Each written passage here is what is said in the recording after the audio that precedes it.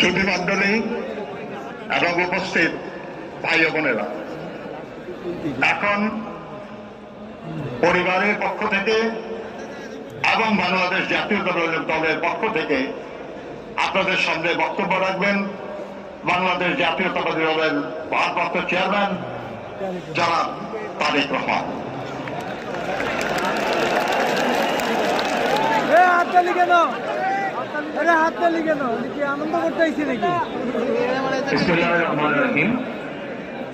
আমি মরহুমা বেগম খালেদা জিয়ার বড় সন্তান তারেক রহমান।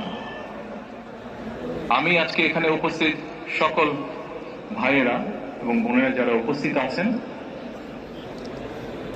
মরহুমা বেগম খালেদা জিয়া জীবিত থাকাকালীন অবস্থায় যদি আপনাদের কারো কাছ থেকে কোনো ঋণ নিয়ে থাকেন, দয়া করে আমার সাথে যোগাযোগ করবেন, আমি সেটি পরিশোধের ব্যবস্থা করব ইনশাআল্লাহ।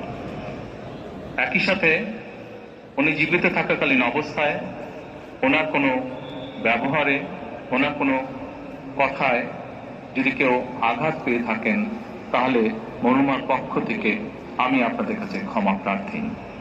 দোয়া করবেন আল্লাহ তাআলা যাতে ওনাকে বেহেশত দান করেন। আসসালামু আলাইকুম।